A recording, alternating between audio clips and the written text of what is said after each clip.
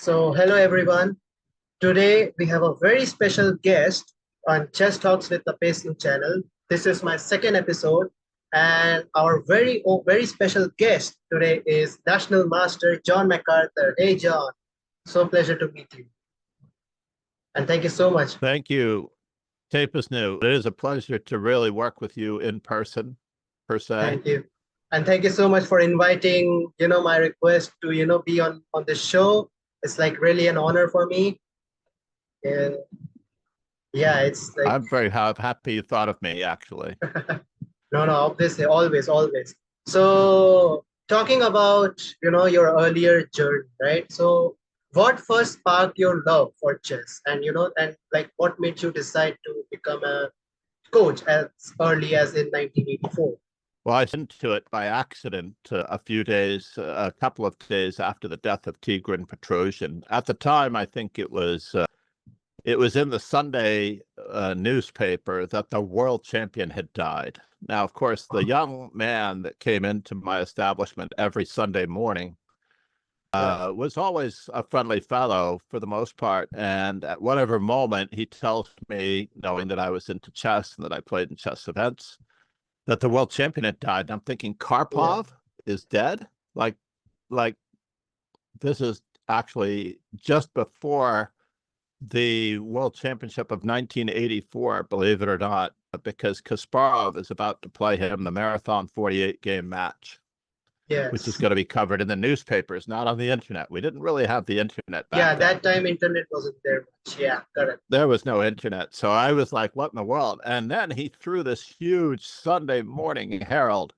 He drew all these pages to show me a picture of Tigran Petrosian and an article on Tigran Petrosian, who had just died on Friday, the 13th of August. And I'm like, wow.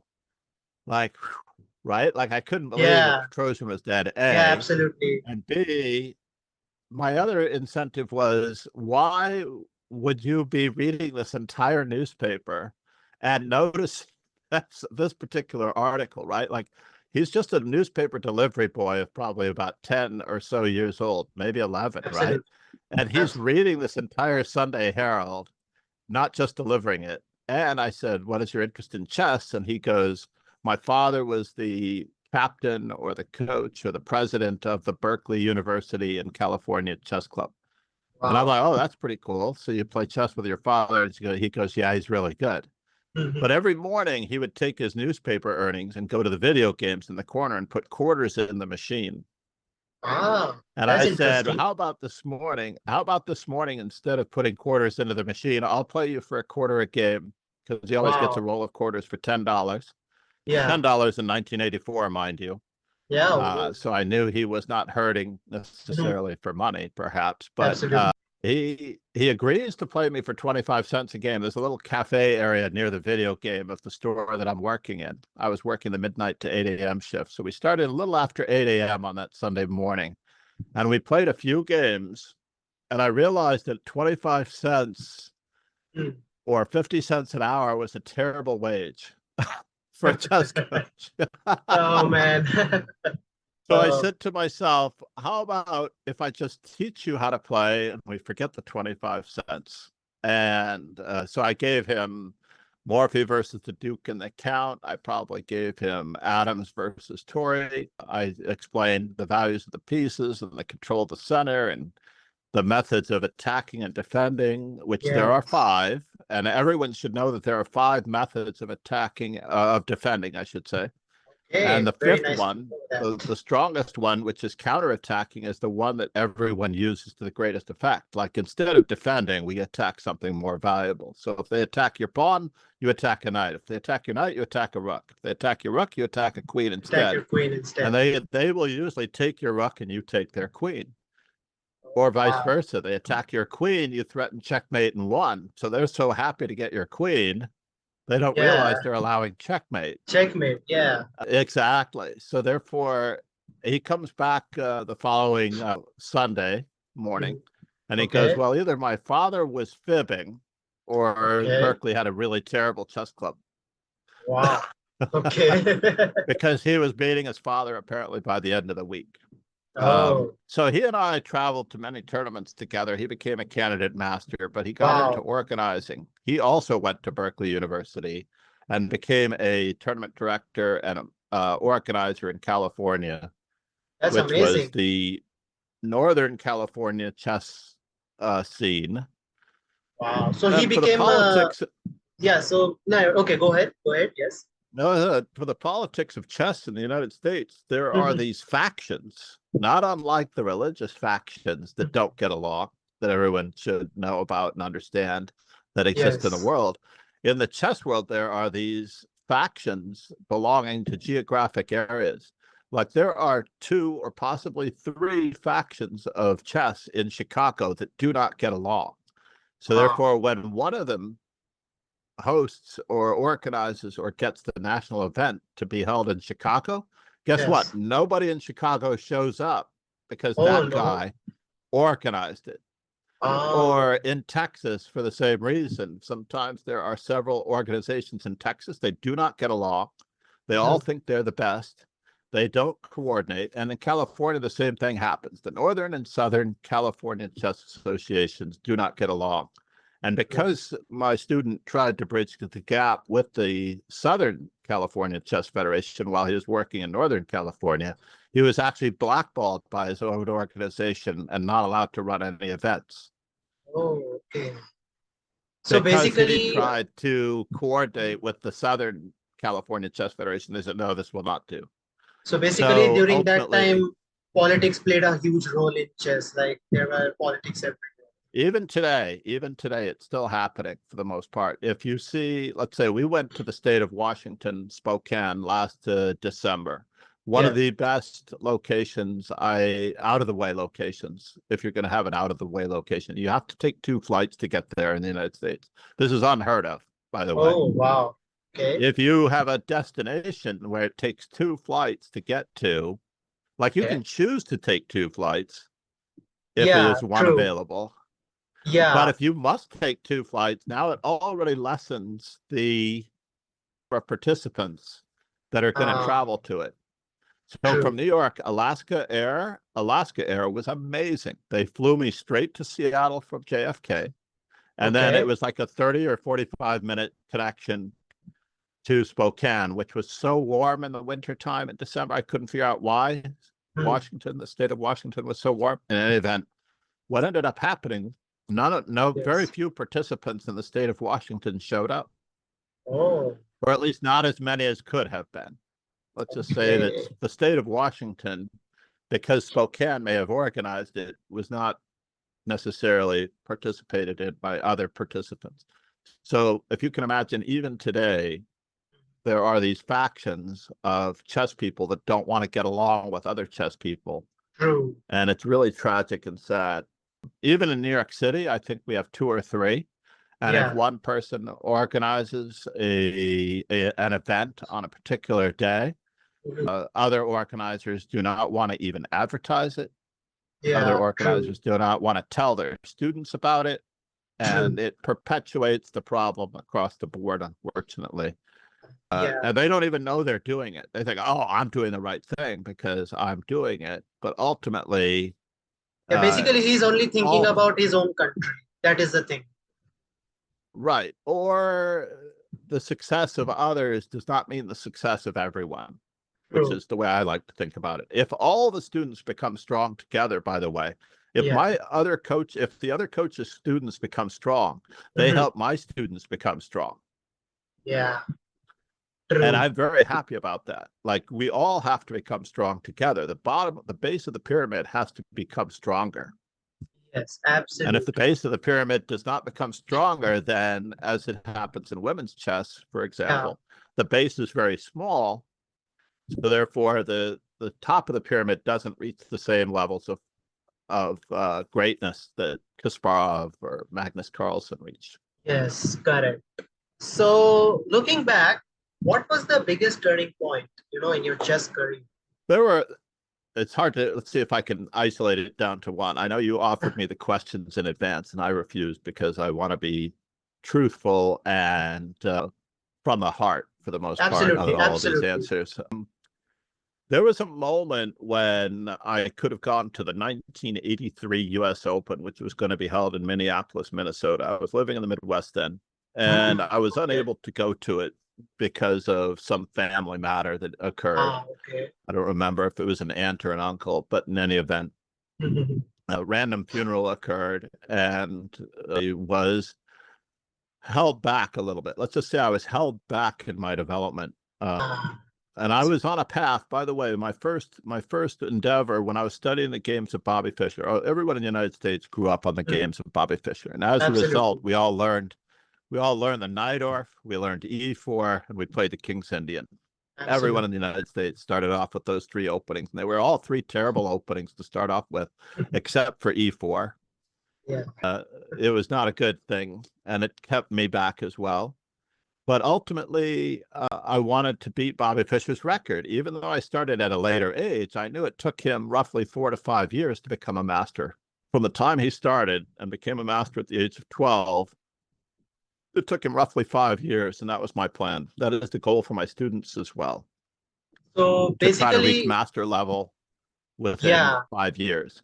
That is really your plan. And the world is wide open for anyone who wants to become better at chess if you decide to just remind yourself that it's not going to happen tomorrow. It's not going to happen next week or even next year. But 5 to 6 years from now, you will reach your goal. Now, this does two things for you. A, you actually set a little bit of a timeline, and your learning metabolism actually clicks into that, where you're not worried about whether or not you lose a game tomorrow. You're not upset if you lose a game that afternoon, because this is not about that day. It's about the goal that is 5 years from now or 6 years from now. It's all a process reaching toward a distant destination. And if you have a destination in mind, and this is what everyone needs, right? Like everyone when they're young has already decided whether or not they're going to go to university. They may even have a university in mind, like their father's university or their mother's university. Or if they're not going to university, maybe they're going to take up the family trade. I'm going to be in my father's air conditioning business, or I'm going to be a police officer, or telecommunications, or a nurse, or a doctor, or a personal physician's assistant. Everyone does set in their mind's eye, when they are very young, a destination for what they want to do. Whether or not it holds true, unfortunately, a lot of things happen to us along the way. But much of the time, we have a destination in mind when we are very young. Yeah, and very few of us actually set our destination as becoming world champion, unfortunately. And unfortunately, very few even succeed in that. Right. But most will become grandmasters if they actually try to set their goal as world champion. Yeah, absolutely. If they give their best and like they don't turn back, like at reaching a certain point, like, okay, I reached there, but I don't want to back out now. So that is a very big factor. And you were talking about Bobby Fischer. So was he like a role model to you, like in your absolutely, absolutely. He was his chess was really a lot like Paul Morphy's. The good news was that his style was a lot like Morphy's. It was very crisp. It was very clear. The strategic plans were very obvious and logical, and his tactics were succinct in finishing off the games. One of the earliest books, of course, like Bobby Fischer's 60 Memorable Games, I definitely went through 3 times. Yeah. Basically, it was one of the few chess books around at the time that you could get your hands on. We had another author by the name of Fred Reinfeld. Fred Reinfeld was I've heard of him. Was the prolific author of the day, and he had strategy and tactics and chess, logical. Irving Chernev was the other one. He had logical chess, move by move. And basically, I learned a lot from both of those authors because they had a nice teaching style. True. Neither one of them were grandmasters. One was a FIDE master, and the other one might have been as strong as international master, whether he had the title or not. I don't know about Chernev, but in general, Reinfeld participated in U.S. championships. But enough about them. We had this base of books, and I literally set aside time overtraining myself to the I did not know that there were any tournaments when I first started playing, by the way. I learned the moves myself from my cousin in Virginia. Wow. I was visiting the eastern United States a little after or January of 1980 for Ronald Reagan's inaugural. My father was a relative political supporter of Ronald Reagan's. Okay. So, which now, of course, is both good and bad, depending on how you look at it. Yeah. But my cousin had all the usual games. He had Risk, Stratego, a Battleship, Monopoly, Operation, Life, yada, yada, all these board games. And finally we get to chess, right? Yeah, true. And I'm like, all right. And he teaches me how to move the pieces, but I'm exchanging pieces willy-nilly. And I find a Reinfeld book that week while I'm trying to tackle the game of chess. A Reinfeld book in a bookstore, and I open the front cover and it has the values of the pieces on the interior of the page. I'm like, a pawn is worth 1 and a queen is worth 9. My God, I'm going to beat my cousin Rick by the end of the week. It's a very expensive chess book. My stepmother at the time purchased it.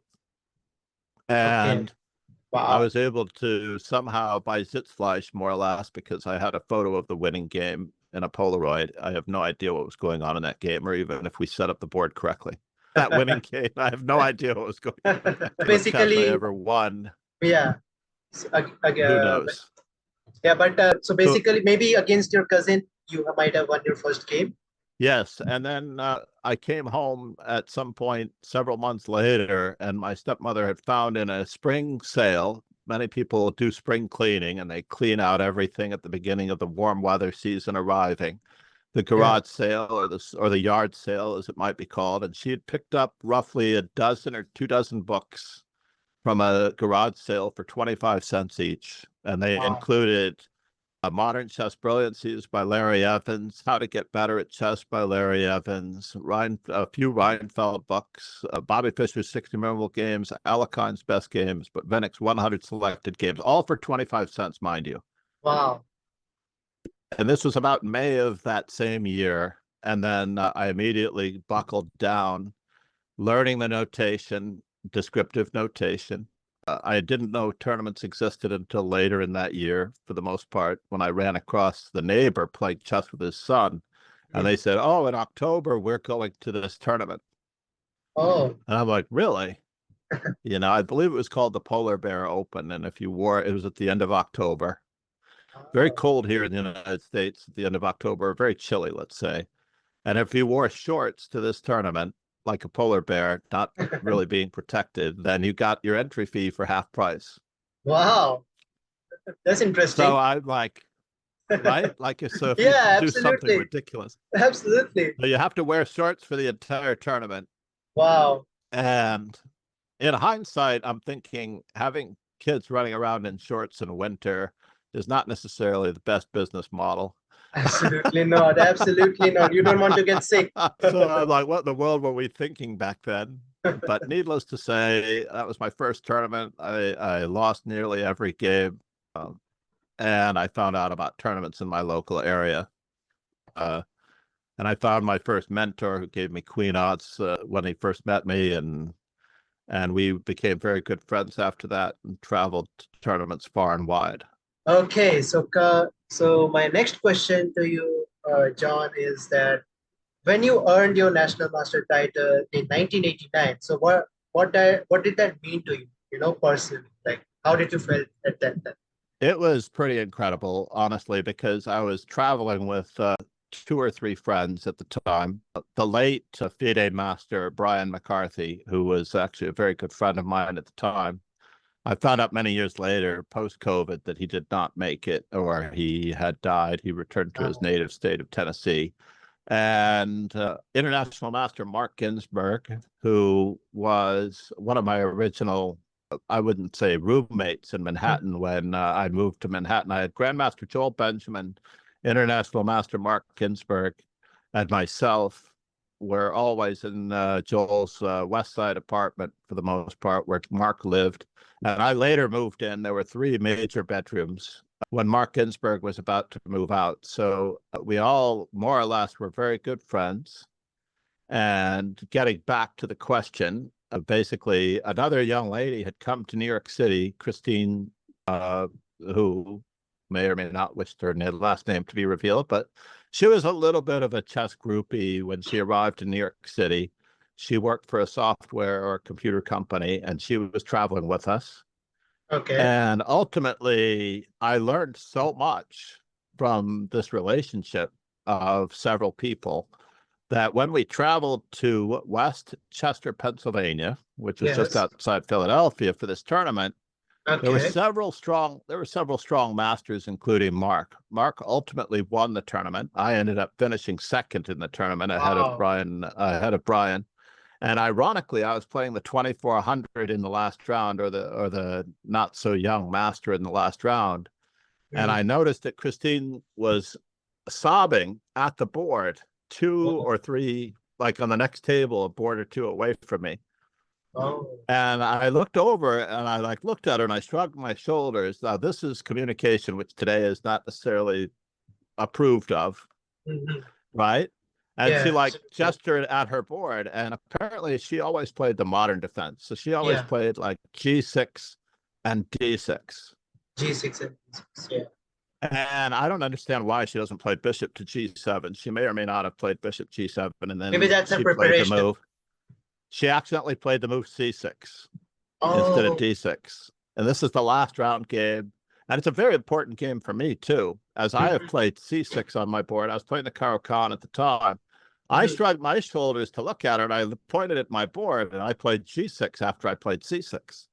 And I Wow. played Bishop G7 just to let her know that it's okay Ah. to play these moves. It's not a big deal.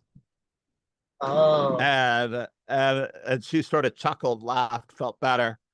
And then, of course, I had a brand new opening on my hands in front of me. And I won the game. Wow.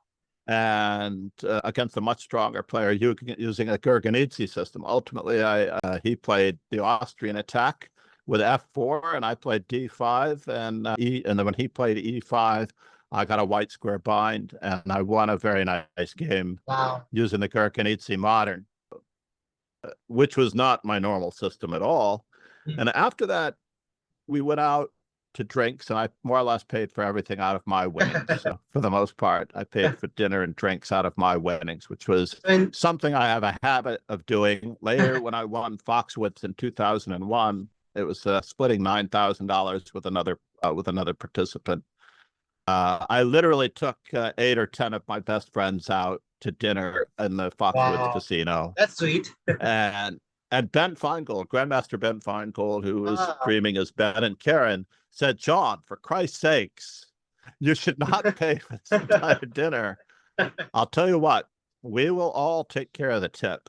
All right. I will lobby everyone at the table to take care of the tip for Very the nice. dinner, which is several hundreds of dollars already. Uh, And so therefore he was such a good friend, Ben Feingold, that he made sure that I did not pay for the entire tab that night. And although there were many friends there, Joel Benjamin and others who all meant very much to me, that they were able to join me when I had two of my greatest accomplishments, becoming a master and winning Foxwoods. And I learned this lesson because another friend of mine had won the World Open under 2000, by the way.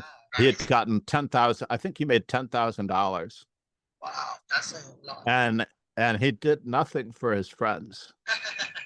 He might be want to And I spend. thought, this is strange. I would like to celebrate with him. I Yeah. am, of Maybe. course, celebrating with him, Yeah. Maybe he wanted to but spend it on all himself. he did. Yeah. Well, he later became a multimillionaire Wow. in his lifetime. So he obviously has the right business track, and I'm not a multimillionaire because I take care of my friends. Who knows? Oh man. C'est la vie. But no, it was a great occurrence, and I like sharing those moments with my friends if I can. I'm a Yes. relatively social person. I'm a little bit of an introvert when I choose to be. So like in that tournament itself, when you became the national master, right? So like you were like, but you were so happy, you like basically just gave away whatever your winnings are on the party and all, right? Relatively, it wasn't. See, it's not about the winning. Yeah, It's absolutely. It's about the journey journey. and the Yes, company you keep and the absolutely, experience. absolutely. Yeah, I mean that's really really amazing. And Like at that time, I don't know if there was FIDE rating or was there a FIDE rating at that time. If I remember, there at that time. I'm trying to picture what was going on in this section because it was the under 2200 section. I'm not entirely sure if that FIDE rated section was FIDE rated, if that section was FIDE rated at the time. But I did have an unusual occurrence recently where I think I sent you a list of AI produced biographical information. And it had me listed as having played FIDE rated games much earlier than I knew about. Oh yeah, you said 56 games. Yes, and it had games that I did not know about because apparently they were provisional. So if you didn't play 4 FIDE games in an event, then they weren't published or they weren't even provisional. But apparently, and this probably was the reason for one of my low FIDE rated performances when I first got my FIDE rating, you couldn't get a FIDE rating unless it was over 2200. Yeah. So you literally had to perform better than 2200 in order to get a FIDE rating in the first place. And then FIDE took out the floor of the 2200 FIDE and they lowered it to 2000 without me knowing it that year. And I ended up with a 2195 FIDE rating, going all out and losing against a friend of mine who said to me afterwards, like, why didn't you just shake hands with me? Because you're getting a FIDE rating. And I said, no, I don't think I get a FIDE rating with a draw. I think it'll be below 2200. So I must win. Oh. And ultimately, I lost the game, thinking that the rating would not be published until I had a performance above 2200, and it came out at 2195 for the first FIDE rating, and I was like very perturbed that FIDE dropped the floor. Then they dropped the floor again, obviously, because you know how many low-rated FIDE players there are in the world. Yeah, absolutely. Ultimately, after that FIDE rating was accomplished, you'd play in a tournament, and you would play 9 rounds. In the first round, you'd play someone really strong or relatively strong and lose to a FIDE rated player. Then you'd play someone who doesn't have a FIDE rating and win. Now, they're not going to get a FIDE rating because they lost to me. That means that their performance is well below 2000 or whatever, right? So then I get a FIDE rated player and I lose, who's 23 or 2400. And then I get a non-FIDE rated player in the next round and I win. And then I get a FIDE rated player who's around 2350 or 2400. And I lose, and then I get a non-FIDE rated player. Oh, yeah. And I literally I watch all of my FIDE rating points dissolve away. Oh, no. Because the whole world is not FIDE rated. Yeah, true. And half of my games don't count. Yes. Half of my games don't count. True. And then I was very happy when they decided to lower it even further, but then I wasn't happy, as I found out, because all of those ratings were askew and none of them were real. Oh, no. But ultimately, I learned the lesson that the ratings do not matter. It's how you feel about your game that matters. And I earned my titles. I actually went over 2200 again around 1992 because it had fallen below. Yeah. And then I was very happy that around 1992, when I was, I'm trying to remember what I was working on at the time, but I was actually working on one of the first iterations of my book that I have 4 on Chessable, not yet published, on tactics and winning methods and stuff like that. But over the years, I've been very lucky and blessed to have worked with many people, including Josh Waitzkin, who was famous for searching for Bobby Fischer. He produced a fireside chess book called Josh Waitzkin's Attacking Chess. Maurice Ashley wheeled me in to do a database years after. I don't know if it was related to Nick DeFermian asking me to help him with Modern Chess Openings 14 and Modern Chess Openings 15. So you'll see my name listed as the accredited people who helped with the production of the book on the inside front cover of those. And over the years, I've been very blessed with a lot of good friendships who thankfully have not forgotten me, you know, like. And that's a special feeling. It is a special feeling. When you're at a tournament, I was in London for the 2018 match, and Judith Polgar saw me in the hallway, and she pulls me back to the area where the commentators are, which is a little bit off limits to the normal people, you know, to hang out for a moment and chat. Absolutely. It was very cool. And I got to meet a lot of great people in London, including the Chessable founder. I reunited, I should say, with the Chessable founder, John Bartholomew, whom I had known as a kid. Yeah. But now he was an adult in 2018. He's an adult. He's and currently asking, a streamer also, right? I think he's a great streamer. He's a great Yeah. teacher, a great streamer. I believe he was working with Ray Robson. Was that his pupil? Yeah, maybe I in think Minnesota. Ray Whoever Robson, came from Minnesota at the yeah, time. but he had mentioned him, I think, Ray Robson. Yes, correct. And since you have competed, over for 3 decades, at this point. So like, how did chess tournaments, this evolve during that time, and how do you find difference from that time and to this time? Well, it certainly is a lot easier to prepare for tournaments, as prepare for opponents. I was very lucky because my co-teacher and organizer, international arbiter, Sophia Rode, for almost a decade, organized 5 to 6 students to travel to Oslo, Norway, starting around 2011. Wow. I think we caught the last part of the tournament, maybe 2010. I don't remember exactly when it started, but every year for about 8 to 9 years. We took 5 or 6 students, including Mark Arnold, who was pursuing a grandmaster norm. He won the tournament, but he lost his first round game in the event, so it kept him from getting the performance, unfortunately. Jet lag actually cost both of us. I only drew. Actually, I remember a game where I hung a piece in the opening, half awake, and I managed to draw the game anyway to a relatively stronger, younger player. And the jet lag was a crusher.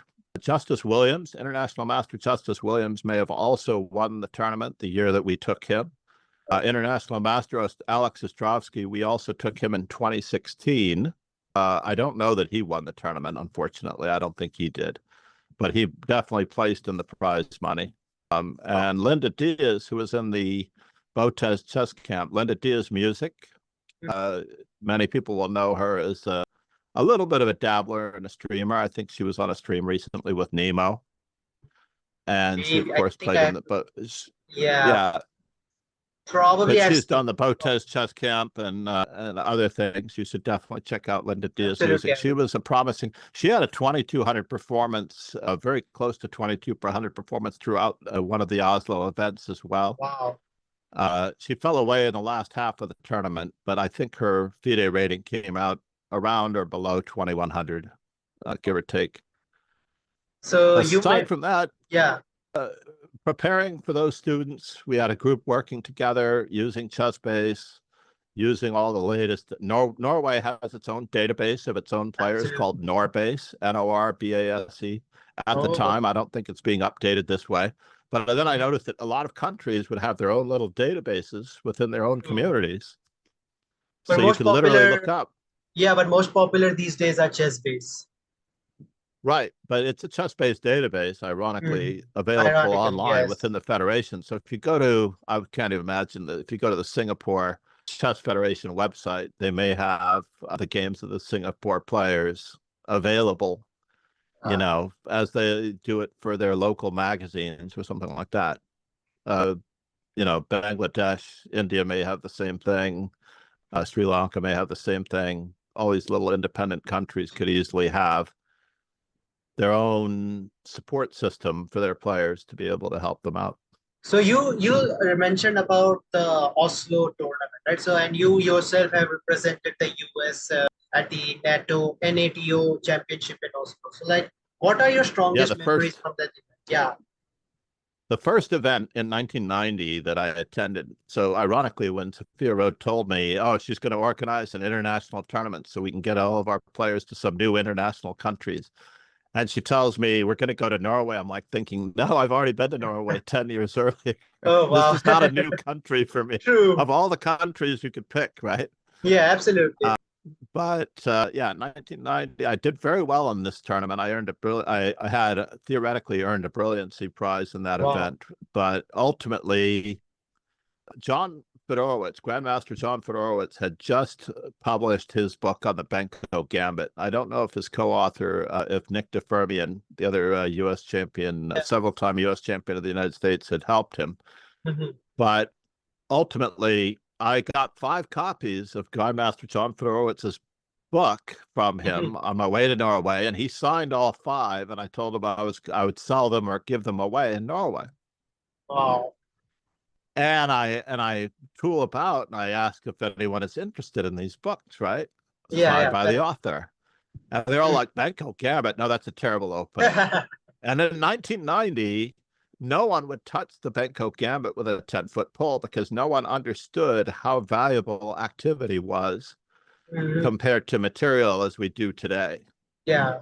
Literally, it took all of Garry Kasparov's reign where he understood that if you're down a pawn, you have something for it. You have Absolutely. activity, You have the compensation. time, space. Yeah. Yeah. Compensation of any sort. You don't know. Weak square, weak color complexes. More development, like more aggressive. Your pieces are more active later on. Better pawn structure. Better pawn endgame. structure. Yes. And the Benko Gambit has all of that. Although it's experienced some setbacks over the years, little technical flaws, it comes back and rejuvenates itself, And Magnus Carlsen plays the Benko Gambit. Yeah, he has played a lot of times there. Yeah. He plays the track, and the only one that I can't save, unfortunately, is the King's Gambit. The King's Gambit is definitely a struggle for white. Yeah, King's Gambit nowadays. King's Gambit nowadays, to be honest, like if we compare it from, the past several years and to now, like King's Gambit hasn't been like the first choice for any of the players. At least it has become like over the years, it has become very lesser choice. Right. Gambit. Because of the weakness created on the King's diagonal. A little bit of this, a little bit of that. It's just a very tricky thing. The weakness of the King's position as well, even if you're castled, is also awkward in many of the positions because Black can play G5 and start shoving. I remember Grandmaster Arthur Bisquire was playing in a set of quads. He and I were relatively good friends back when I worked at the Chess Federation. One of the things that wasn't in my biography is that I was the assistant editor of Chess Life magazine, the national magazine, and I got to work at the Chess Federation headquarters. And Arthur Bisquire would always be coming, and he'd be carrying a glass of scotch with the ice cubes tinkling, so you always knew where he was. It was like a dog with the bells on the collar. You knew exactly where he was at any moment in the building because you could hear the tinkling of the ice cubes in his glass of scotch. Okay. Arthur Bisquire trundled around. You knew he was coming. You'd be working on your computer, and you could hear the tinkling coming up behind you and say, "Well, how you doing, Arthur?" Because he was right there, and he basically said that he can't wait to play Popovich, who plays the King's Gambit, because he's going to take that F-pawn and he's going to shove it down his you-know-what. Yeah. I'm going to take this F-pawn. And sure enough, right? And he did, right? Sure enough, he definitely did. I was playing my game, and I got up to walk over and look, and he was so happy to be Black against Popovich because he took that F-pawn. Wow. He shoved it down his king side. Oh, my God. Wow. Which is very tragic. So basically talking about openings like King's Gambit, modern defense. So do you believe creativity in opening is underrated in modern chess? Do I believe that creativity is? Do you believe that creativity in opening, like the creative openings are underrated in modern chess? Are they underrated? I believe that all ratings, unfortunately, are relatively underrated. For example, I was watching the Speed Chess Championship the other day with the Greek female player Anastasia versus Katerina Lano, formerly of the Ukraine, now of a country that no one can mention. And she literally beat up on her using Nimzovich's defense. It was e4, knight c6, almost in every game that Anastasia was Black. And she literally won her round of the Speed Chess Championship playing this very creative opening. So it was e4, knight c6, d4, d5 in the earliest of games. I don't know how the progression worked as I wasn't paying attention to the openings as much afterwards. Yeah. But I do know that Katerina Lano had a difficult time knowing how to play chess if she did not get the structures that she was comfortable with growing up with. And the comfort advantage, I often attribute, there was recently a book, I think, with Danny Gormali. He came out with a book on the comfort advantage. Yeah, I've seen. Even though I've been I've been talking about the comfort advantage for years, maybe decades. But basically, an equal position is never really absolutely equal. One person is going to be more comfortable in that position than the other. So So maybe therefore, that's even though it, that's an yeah, even though the computer may say 000 or 0001, but in reality, it's slightly better for one player because of the comfort level. Yeah, correct. That's true. So, like as a I have read somewhere, and also I have read somewhere that you covered the 1990 Kasparov World Championship as a journalist. So, what was it like, witnessing one of the greatest rivalry history, chess history? It was pretty amazing. It was held in the Hotel Maclo on a roughly 45th Street between Lexington and Madison, I think, in Manhattan. It's just above Grand Central Station. And they had theaters built, and they had several meeting rooms around the theater where the players were playing. And they had a press room where I met Boris Spassky for the first time and shook his hand. And his hand just seemed so large. He was a larger-than-life character. Someone told me that he and I are the same height. Oh, But really? to me, he seemed so much taller. That Wow, might have been his hair because he had big hair. true. But in general, he was just a larger than life figure. And we were analyzing at a table in the journalist room. My ex-wife and I were working for different publications at the time. She was the one who enabled the gig with me, and I have very much to thank her. Beatrice Marinello is an active FIDE representative and one of the nicest, sweetest, well-meaning persons you could ever know. I think she's the current, she might be the current president of or on the board of the Marshall Chess Club at the moment, and they're working on things there. But I was writing an article. We had some local newspapers that we had found our way in for, and it was just such a beautiful occasion. Now, I could only attend the first half of the tournament, as in that same year, if you'll remember, I flew to Oslo for the last half of the True. match. Yeah. Correct. And it was New York Lyon. I think that was the New York Lyon match, by the way. So it really didn't matter. I only missed like one game or so before they went from New York to France. And they finished the match in Lyon, France that year. So it was New York, Lyon, 1990. And I had already met Garry Kasparov at least a year earlier when Gata Kamsky had emigrated to the United States as a 14-year-old boy. And Gata and I have been relatively decent acquaintances, if not friends, since then, because he came very young and was almost always around. We lived in the same neighborhood in Sheepshead Bay near Brighton Beach, for the most part, where all the Russian players of the day were. Boris Kramen, Stanislav Garber, Yuri Zaderman. God help me if I attempt to list them all and they all feel left out.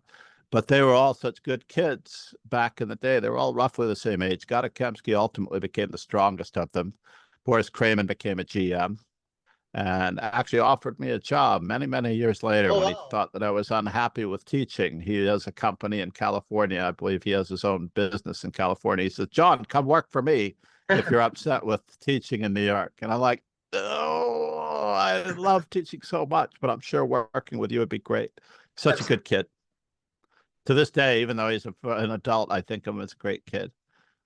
But ultimately, that was the first World Championship match that I attended. And then again in 1995, it was held in the World Trade Center as part of a grand reopening with Kasparov and Anand. And International Master John Donaldson had joined the press corps. And the event was organized by Intel and the PCA. Again, I mentioned before, international arbiter and organizer Sophia Rhodes. She was also a major arbiter in this particular event. Wow. And she was the one coordinating a lot of the things. So I have much to be thankful to her for this particular opportunity. Carol Jarecki was a good friend, and she was also the organizer of that. And ironically, on my wall, some of my viewers have seen it before on my streams, that I have a picture of myself standing above Kramnik playing Gata Kamsky and Michael Adams and Tivyakov and Oleg Romanician and Nigel Short and others. God forbid if I can't see them, but they're all playing in the Tower Candidates of 1994. It was a lovely experience working that whole cycle. I was very lucky in those early days. Ultimately, these days, since I went to the New York 2016 match, yes, with Karyakin, ultimately losing to Kasparov. I'm sorry, losing to Carlsen. Carlsen.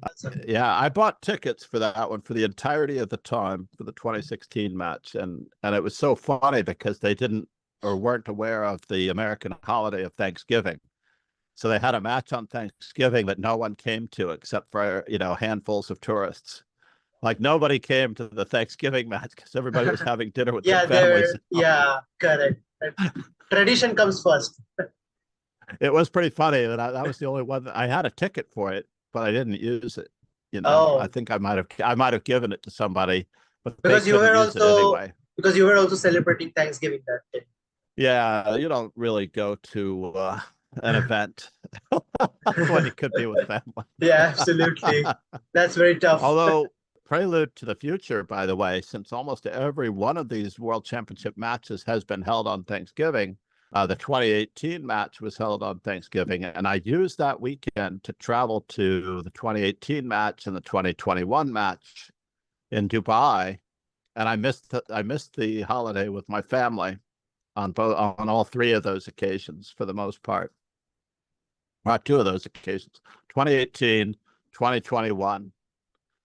And I plan on hopefully going this year to see Sindarov and Gukesh. I was so happy for Gukesh when he won. Yeah, really absolutely. Awesome. But this time there might be a chance, Sindarov, since the form he is, like. Yeah. It is going to be a tough match. It's going to be a tough World Championship. It's going to be a trick. It's going to be a tough one, yeah. Although I felt terrible for Ding to collapse the way he did, but empathy is always a part of it. Absolutely. What can you do? So, as a press room manager during the 1995, Anand Kasparov World Championship. So, what moments like behind the scenes? Can you tell us a bit more about the behind the scenes of that? Absolutely. We had in the 1995 World Championship match in the press room. It was at the top of the World Trade Center. Ironically and tragically, there were moments when we would joke about being at the top of the World Trade Center every day. As a person who does not go to the top of the World Trade Center on a daily basis, I remember tragically, and my heart goes out to all of those who were later to perish in the World Trade Center's fall. We would often wonder about the safety of being at the top of the World Trade Center in an emergency, right? As I'm riding up in these elevators and I'm looking out on a daily basis in my mind's eye, I'm thinking, what in the world would I do if something bad were to happen? And I did think about it then in 1995. Ultimately, 16 years later, the worst of the worst did happen. Ironically, almost to the date and month that I was still at the top of the World Trade Center, because it was the match began in early September, also in 1995. But ultimately, I got to meet Miguel Najdorf and talk to him on a regular basis. He signed one of my books, Winning with the Najdorf. I didn't have any books written by him at the time. They hadn't been translated. They had not been translated from Spanish to English yet. But he took my book by Daniel King, who I also became good friends with. So we celebrated during that tournament his birthday. I didn't have Daniel King. This is the funny part. I did not have Daniel King sign his book. I had Miguel Najdorf sign Daniel King's book. Never occurred to me to have Daniel King sign a book. But ultimately, it was very funny because he just literally took my book and then wandered off to another room. Oh, wow. And I'm like thinking, what's going on here? And apparently he read the whole, I think he read the whole book, and he goes, this is a very creative, entertaining book. This is awesome. And he signed the book for me and wrote a few things about it, which was very cool. That's amazing. Leoncio Garcia, by the way, for those who don't know Leoncio Garcia, he is probably the most world-renowned Spanish journalist. was also there, and I had given him a computer recommendation years before in 1990, or I forget what the timeline was, but I'd given him a computer purchase recommendation, and he had tons of viruses, and I had to fix his computer because apparently people are always handing him, in those days, by the way, we had floppy disks. Yeah. Yeah, I think, yeah, And on floppy the disks. floppy Correct. disks comes all sorts of viruses. And every Viruses, time you boot absolutely. up, There's always and a risk of virus.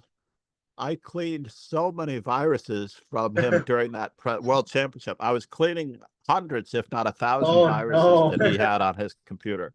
Oh He man. was complaining that it was the terrible computer recommendation, and I'm like, no, it's not really the computer. It's it's what you're putting into the It's a computer. disk. It's a floppy disk. And everything else by email, opening emails, things like that. You know, you also had those online streaming services like BearShare and LimeWire and music services that carried all sorts of viruses because you got a free subscription to something. Those were the days. And it was quite lovely to work with John Donaldson as well. He and I were very good. I believe we remained very good friends as a result of it, even though we haven't seen each other in quite some time. He stayed with me in my extra room for the entirety of the tournament, where I was living in Sheepshead Bay at the time, and when we'd go out late at night, we'd end up having to split a taxi to get back to Brooklyn, which was quite pricey at any stage, obviously. But for the most part, it was a beautiful, beautiful event. The journalists all had their own tables surrounding the press room in a large room, and it was relatively bare. They had an area set aside for the press conference to the right, where Kasparov or Anand, depending on who won or felt like coming that day in the case of a draw, would come and sit and engage the journalists. Yeah. Another really cool one was Jason, another friend of mine, absconded with our World Championship bulletins. I like to tell this story. I'm not going to mention his last name. If anyone wants to look up the Glasgow or the Scottish newspaper, magazine, literally he had a Scottish newspaper journalist pass, and he reproduced our bulletin in its entirety without changing a word that we get, and he put his byline on it every day. He didn't bother to do any work of his own. He literally put our article for the Daily Bulletin in his Scottish newspaper, news magazine. And I found it, and years later, I ran across this because, nothing goes unscathed. And I saw him at the Long Island Chess Club, and I go, Jason, you had a really interesting series of articles in the Scottish magazine. And he goes, oh, you saw that. He got caught. He got caught, yes. I was like, not cool, buddy, not cool. Not cool at all, man. That's someone else's hard work, which you are, John Donaldson and I labored over all the annotations, and the formatting was the worst too. I mean, getting the diagrams in those days was not as easy as it is today, and all of that. So it was very amusing when, at first, of course, I was really royally steamed, but ultimately I can laugh it off because you know how people are. Yeah, and that's like, yeah. So that was really great story, man. And by the way, talking about, you mentioned about, I think, Mark Tyler Arnold, right?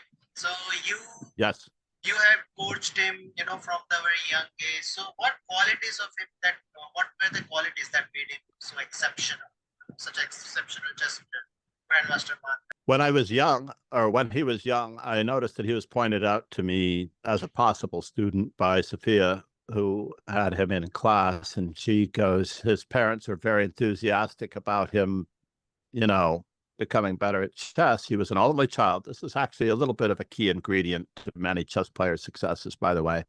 If they're an only child, or if they are the dominant child being, let's say, I am very good friends with both Hikaru Nakamura and his brother, Asuka. Asuka is the older brother, and I knew Oscar much longer and knew Hikaru when he was in a stroller, basically. So when I saw Hikaru's brother in Toronto in 2024 at the Candidates, I traveled up there for that. It was very nice to run into him and reunite with him. But apparently then Hikaru had finished his game and the whole family came out and we had photos together and stuff like that. And I took a group photo of them. And it was really great to reunite with the father, mother, brother, and Hikaru all at the same time. And the reason I mention this is because Hikaru soon became the dominant brother in that particular relationship. So therefore, when parents have 2 or 3 kids, it is very awkward to accommodate one of those 2 or 3 kids and their endeavors, right? If you have a dream to become world champion, but your brother wants to do something else, guess what? Yeah, I mean, It's not happening. You have a it's not 50-50 chance of pursuing this activity. Absolutely. And if the family has 3 or 4 or more, it becomes even, your percentages are going way down as far as being able to achieve your goals, your dreams, or success. That's So true. I have several really great Mark Arnold stories, and I know that Mark doesn't mind for the most part if I share them because he was a tremendously smart young man. And at the time, though, he had his priorities, and his priorities were with chess and sports. Wow. Chess and sports. So I remember at one moment, one of his teachers had mentioned that he had not been getting his homework or his reading done. So in the lesson on one particular evening, I mentioned, Mark, you must do your reading, or whatever, something like that. I forget how I do. You must take care of your teachers because you represent the chess team in the school. True. The chess team can't have the teachers coming to us saying that the chess players are not getting their homework done or not doing what they're supposed to be doing. And he goes, oh, I don't have to learn. I don't have to be a better reader because I want to play for the New York Jets, which is an American football team. And secondly, it's an American football team of at least 11 players on the field, much larger than myself. And I'm 6'1". Much larger than myself. Wow. And Mark Arnold and Mark Arnold's parents' stature does not break 5 feet 7 inches or 5 feet 10 inches, or let's just say less than 6 feet. And I happened to mention this to him. I just said, Mark, genetically, the chances of me playing for the New York Jets is completely eliminated because I'm not a big enough person or a muscular enough person. And now if we go to the next level, have you seen your parents standing next to me? And he looks at me and he goes, yeah. And I'm like, and I explain the facts of life a little bit as far as the physical world of sports go. Absolutely. I felt terrible to tell him that there is a very small chance, if none, that he's going to play for the New York Jets. Oh, no. I told him there is a good chance you could be a good basketball player. There was Muggsy Malone. I said, you can still be very, very fast. You could play any other sport, probably. Tennis, we had Michael Chang, who was on the shorter side. And in those days, I said, but as far as American football goes, this is not happening. He doesn't have a shot. And it's not his fault. And it's not your fault. You will be, and actually at that moment, believe it or not, I told him, you will become more than likely a grandmaster at chess. But unfortunately, you're not going to play for the New York Jets. Oh, no. And apparently his mother told me later, much later on, that he had cried himself to sleep that night over that speech. Oh. And he did become a grandmaster in chess, and he did do very well at basketball in high school and whatnot. Wow. He tore his Achilles tendon, I think, in a basketball game. And did he thank you after that? Did he thank you after that? You were right. Absolutely. He's getting married now soon. He's settled down. I can't believe how old he is compared to those days when he was very, very small. I'm sorry that I didn't send you a picture of him. Oh yeah, no problem. Sitting on a chair where he literally has to have his legs on the chair in order to be able to see over the table. No problem. His mother took the photo of us working together. Wow. At whatever moment, and I will have to ask her for that photo if she has it Sure, available. no problem. But unfortunately, it was a physical photo. I don't think I have that photo digitally. No problem at all. No problem. But yeah. Ultimately, you asked about his qualities when he was first starting out, and I was watching him. He wasn't afraid to trade queens, queen for queen, which I Oh, found very unique. I still find that very unique among young players. If they're willing to exchange off queens is usually a good indicator of a very young player, yeah, because then they have a sense of what the opponent can do, not just what they can do. yeah. And they So have, most young players think only about what they can do. Like if I don't have a queen, I cannot yeah, checkmate my opponent. But his thinking was, if they don't have a queen, I will never lose. wow. I mean, he loves to, fight in the end game. He would love to fight in the end game Right. without a, Exactly.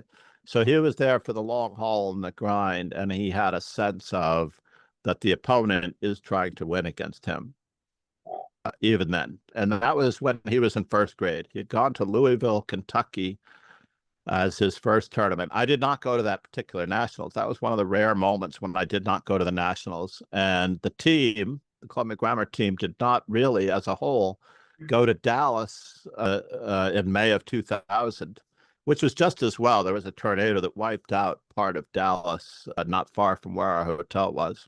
And then recently in a YouTube short, I actually told the story of Alyssa Melakina playing okay. him on the Sunday morning on a Mother's Day in that very tournament in Dallas 2000, where Mark Arnold, I was flying back to New York for Mother's Day.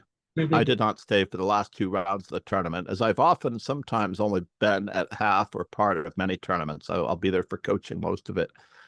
Ultimately, I see the pairing with Alyssa Melakina, and she is wearing all pink with stuffed animals and ponytails. Oh, And her father was a truly great guy. We lost him this year, oh, unfortunately. A very sad loss for the world, for the chess world in general, as he was a great influence on her life and chess in the Philadelphia, Pennsylvania area, I'm certain. But ultimately, when I saw the pairing, I thought, oh my God, he's in trouble. You know, I was on the plane when I saw the pairing. I had looked it up roughly online. I'd seen the pairings online, but there was very limited internet in those days for the most yeah, part. that's true. But ultimately, he did finish with 5 points, as she did.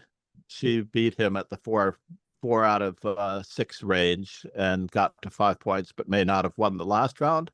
And he had to win the last round because he didn't get by her to get to 5 points, which was not a bad score for your second No, no, not at national. all. And then Not in at all. December of that year, the national school grade was 6 rounds, and he was Okay. in second grade, and he won his first national championship title. Wow, that's amazing. I was working for the online service. Ironically, I didn't have this one in my bio either, now that I think about it. The Online Chess Federation, the online US Chess Online, was a Yes, service that was provided as a competitor to Internet Chess Club at the internet. time Yeah. in the year 2000. Now, neither Lead Chess nor chess.com were even remotely going to be in existence yet, Mm. but we had US Chess Online, and I would run this service. Joel Beres was the main guy that made these things possible. He was really a force to be reckoned with. Ultimately, I think he joined forces with the Internet Chess Club, but I was there on the stage Mhm. also as Mark was approaching the stage, and in the last round, as Mark finally made it to the stage, I have a video of his play somewhere on an old tape, which cannot be viewed, unfortunately, without an adapter or a digital converter somehow. But I could not stay on the stage while he was playing that final round of the national championship. I Wow. actually could not stay on the stage. I was too nervous. I Oh, had to leave. I told my compatriot, whose name escapes me at the moment, I will attribute credit to him for working with me after the fact in the notes to the podcast, perhaps. But literally, I left and took a long walk around the Rosen Center pool. It was at the Rosen Center mhm. in downtown Orlando, Florida, and I took a long walk around the pool, a very slow long walk around the pool outside, just to get away and to walk it off the nervousness that I felt for Mark playing in the final round. He was 5-0. His opponent was 5-0, Jan Vincent Jaro. And my playing style and my preparation definitely came off on Mark for the most part. We talked about a variety of things as far as strengthening him before that round.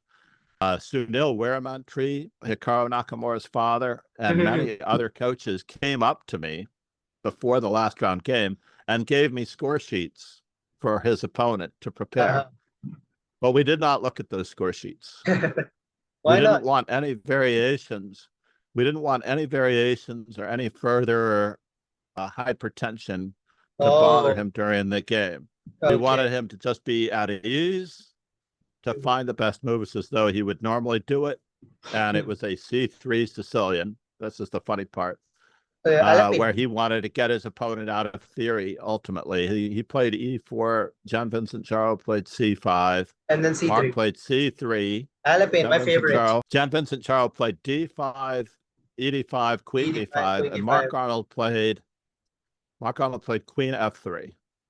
Wow, Queen F3. It's a new move. To attack the queen, right? Yeah. And this was actually a trademark for both Mark and I on the whole, although that wasn't entirely planned on my part or on our part. But basically, we wanted to get the opponent away from the coach's preparation as soon as possible so that it would be Mark versus his opponent. And I knew that Mark was the better player. Absolutely. And he went on to win the game. Wow. That's amazing. Years later, there was two other really great preps. Parker Zhao, who was later coached by Strapunsky, Grandmaster Alex Strapunsky, who's a good friend and a great teacher at the International Chess Academy in Bergen, in New Jersey, run by the amazing Diana Tolman. She has a great camp program where you can work with Yusupov or Alexander Chernin or Alex Strapunsky, depending on the days, and Grandmaster Joel Benjamin also participates in those camps. But ultimately, Parker Zhao, the student, later to be coached by, played only the French defense from his earliest of days. Like, he never had any experience in open games and Sicilians and stuff like that. He was focused more on the irony was Grandmaster Joel Benjamin was coaching with us at the time. And Joel Benjamin found out that we had decided between Mark and I, we decided that Queen E2 would be our second move against the French. So it'd be E4, E6, Queen E2. Queen E2, wow.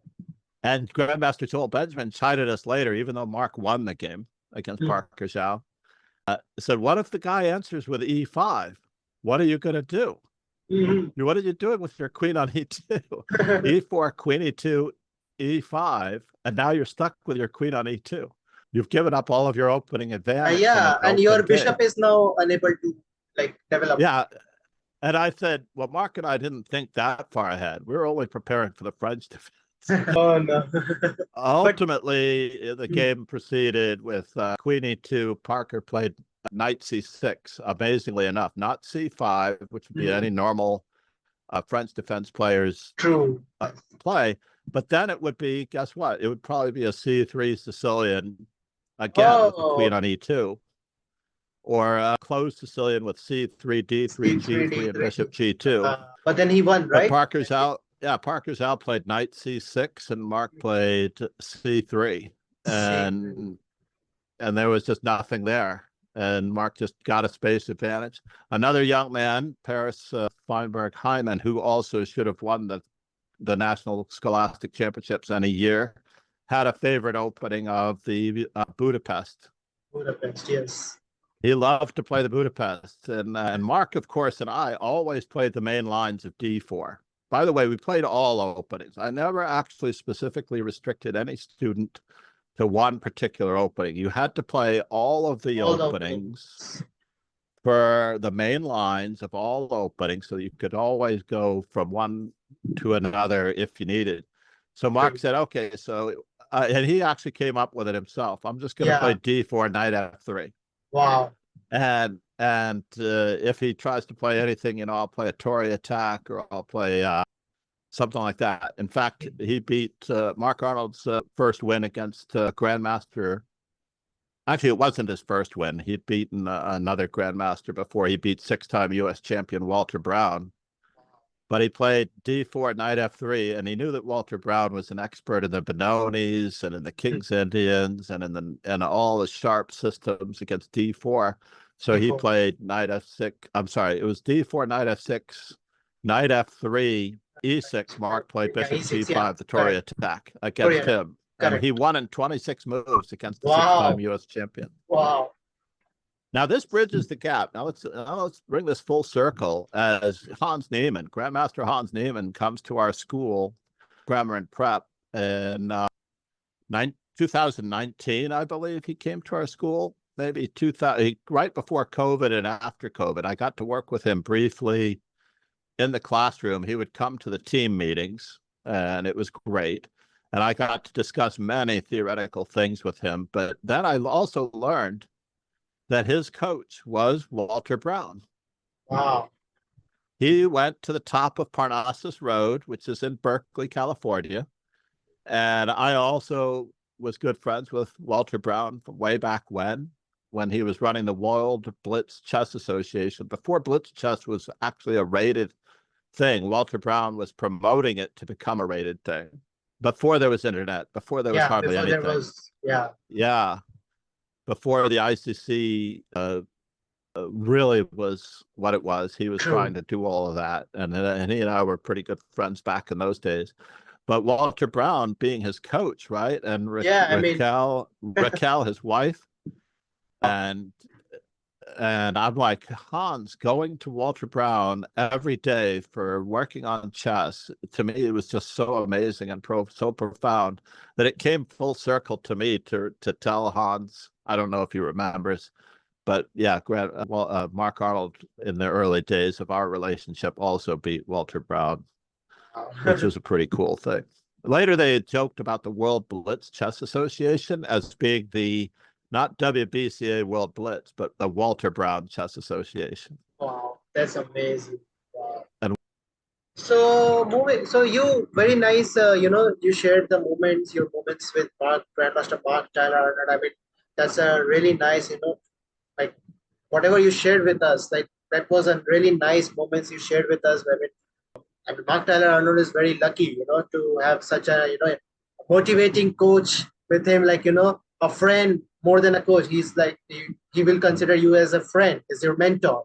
So one more thing, I wanted to ask is that when he became a grandmaster, when Mark Tyler Arnold became a grandmaster, so that time, what were your emotions, or how did you feel that time? Oh, I was ecstatic, obviously.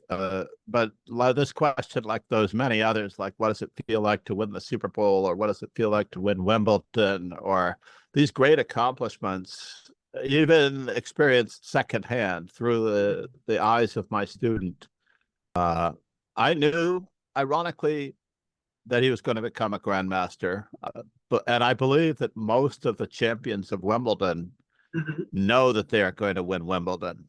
This is one of those key elements to success, to be able to visualize that success before it happens. So it prepares you a little bit, and it also makes it a little trickier to understand that each person's experiences of those accomplishments are different in only their own individual and personal way, which cannot be put into words. I don't think that those things can be put into words. I was watching it on Nadal. Okay. And Nadal has a 3-part, and I thought it was very profound. And I never knew what he was going through as far as the pain and the agony and the personal health issues that he had to overcome in order to get to becoming the champion that I enjoyed so much, because I'm always been more of a Nadal person. And even when you go back to Jimmy Connors and John McEnroe, I was always a Jimmy Connors entertainer champion versus the John McEnroe angry about line calls champion. Wow. I was like, to me, it's like the line calls are the line calls. You have to make lemonade out of lemons. Absolutely. This is what life is all about, being able to move on, be able to laugh at your mistakes, be able to put them behind you, and be able to file them away as useful lessons. To waste extremely precious energy, things that you cannot change in the past, is not something that is going to be profitable for you in the future. True. Like you have to just put the things behind you. And Yeah. I recently did a short on the same thing with anger management in chess. People are like, how do you deal with tilt? And I'm like, what tilt? In a way, certainly there's a small amount of tilt and Yeah. anger when you make a silly mistake. But That's on the true. whole, each chess game is but a grain of sand on the beach. Mhm. The whole big picture of the chess career Yeah. is not shaped by one grain of sand. Whether or not that sand annoyed me, stuck me, made me bleed, whatever the case might be, that one grain of sand did not ruin my experience on the beach. Wow. That's really amazing. So I got some nice pictures and I want you to describe them, like describe how, like, the story behind this picture. So we got the first picture. Can you describe a bit about this photo? You can see.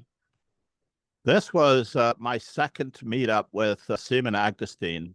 The Oh, first meetup with Seaman Agdestein was when he came to New York during the Winter Garden Festival of 1995 or 1994, when all of the best players in the world came to the World Financial Center and played in an event called the Days and Nights of New York, sponsored by PCA, the Professional Chess Association, and organized, again, as I mentioned before, by Sophia Road and Intel sponsorships. They had 4 locations. They had New York, London, Moscow, and I think it was Paris, where they had Intel Grand Prix series of rapid chess. They were trying to promote rapid chess as a televised sport. Ultimately, we now know that that can only be done on the internet. But Seaman Agdestein and I had met that time, and we hung out in the Greenwich Village at the Riviera Cafe, and we shared stories that on this occasion, actually, here we're in Oslo. mhm. We're not far from the playing site of the Svines Memorial Tournament. It's a lovely restaurant. We were sitting outside most of the time at this restaurant to the right of those bushes, our tables, and and our group sat on the interior this time. We talked about, he gave us actually the day after this photo, a tour of Magnus Carlsen's high school, Wow. where I got to see and sit on the couch where Magnus Carlsen would read most of his chess books. And Seaman Agdestein has produced a number of chess instructive manuals that he cannot seem to get distribution for. That's amazing. But we also compared notes, and he teaches very much like I do, basically an emphasis on all of the classics, an emphasis on calculation, evaluation, and assessment. We basically all have pretty much the same things. He also believed in a well-rounded approach to the openings, rather than what some coaches, Mhm. especially here in New York, one opening only per student. And that's the only Wow. opening they play, right? That Yeah. way they learn an opening. They don't actually learn how to play chess Yeah. if that's the case. True. But when you play a little bit of all of the openings and then you're able to specialize later, Mhm. think of it like elementary school versus choosing a major in college, right? Major in college. Correct. You Correct. can't be told at 8 years old that you're going to be a surgeon or you're going to be a prosecuting attorney, right? Or a judge or a lawyer Engineer. you can't be told what you're going to be when you're 8 years old. True. Basically, you get an education of what all the fields of chess are all about. You choose your own openings based on your style, and Correct. then you specialize later. Correct. Absolutely. So, Yeah, Seaman Agdestein is a great guy, amazing yeah. fellow. I believe his knee was in a brace when we were meeting here because he was constantly plagued by his football days, being one of the top footballers in the world, let alone being the one footballer in Norway. So yeah, this was in Oslo, early June, probably around 2013. Nice. So we got this. So tell us. So was this a tournament? And who? Or did you knew your opponent? Like This personally? was one of our famous chatters in my stream. His mother had taken this photo. This is at the World Open Chess Festival, which is held every July, as it was held just now. I was a little perturbed that the Denny Memorial was being held during the World Open Yeah. Yeah. in in Philadelphia. It's very awkward to have two major events happening. So as a result, I didn't travel to either event. I didn't choose one event over another. But this is, I'm trying to remember his username, Monkey Boy. He is from Canada. He is a very strong junior. I hope he is still pursuing chess. Like many players on Lead Chess and on chess.com, I'm sure, these young players are extremely volatile and super strong. But because they are young, they look terrible at the game at various moments, and then they pour it on later, and you accuse them of cheating, for example. Yeah, that's true. And I had this lucky benefit. I'm sorry that I didn't share a photo with Conte de Luna. Lorenzo is an opera singer in Hungary. And he and I met up in Dubai, and we played a lot of blitz chess. Now, he's another player who has no formal chess education, yet people would say, oh, he's got to be getting assistance. He can't be this good. Look at how he plays here versus how he plays there. But when I played both of these players, in this particular case, I'm not going to, I don't know that I can reveal his real name because he's a junior, or he was a junior. But I won my share of games against him, but he really poured it on in very strong fashion on many occasions. And so did Conte de Luna, aka Lorenzo, in Dubai. Like, he was kicking my butt most of the time, just like he kicked my butt in the online games. It was almost identical, where I would find these gaping holes of knowledge, like he would not understand something, right? And they didn't understand certain structures or square controls because they didn't have a formal education. Yet people say, oh, well, look at how he played this part of the game versus that part of the game. He must be getting assistance. And I'm like, no, that's just how it works in chess. That's really how it works. Yeah, absolutely. I mean, people know some things and they really don't know other things. True. It's very hard to say. In this position, it feels like he's winning. Or did he win that game? Oh, yeah. There's no doubt in my mind that he's probably kicking my butt. Oh, man. It's possibly how he wanted his mom to take a picture of us. She was an absolute sweetheart. So that's nice. So that's he is from I believe he's from west or north of Toronto, Canada. So when I was in Canada, he and I had conversed during the Toronto candidates matches, and he regretted that because of exams, he was not able to get to the playing site. I think he may or may not have been able to visit at a time when I was not there. But so April at the end of the school year is exam time for a lot of students, and it's very awkward. Very awkward. So today's date also, he watches your stream, maybe? He has chimed in on Discord. I think that he is probably in university now and not doing as much chess. Oh, okay. But I'm looking forward to seeing Monkey Boy again. Okay. Nice. That's actually very funny name. That was his username choice, not mine. So this is another one of my favorite locations. I played a number of all comers while getting, and you can tell that I am drinking a beverage that, of course, will soon take its toll later in the evening. But literally, this is at Blitz Society Bar in Paris. Yeah, Blitz Society Bar. Yeah. I know. And that's a the beautiful area above. Yeah, the area above in that little area is often where you'd see Anna Cramling. Gotham Chess, even Gotham Chess. Yeah, Gotham Chess, exactly. And so during this event, this was during TwitchCon 2024 or 2023. I can't remember. They're all running together for me. 2024 TwitchCon, I believe I was there giving a speech on chess. Okay. There were supposed to be 4 streamers that were doing a speech on chess to the general audience. We had a huge hall at TwitchCon, and 2 of them, Alexandra Prada of Bolivia, aka living in, I believe she was, I don't know where she was living. I think she was near Paris at the time. But she was supposed to speak. My friend, the well-heeled king, Mike, was also supposed to speak. Blitzstream, Kevin Mogul, Blitzstream, the largest French chess streamer, did Oh not yeah, want to yeah, yeah. speak in English. He did not want to He's speak in he's in English. Brazil, right?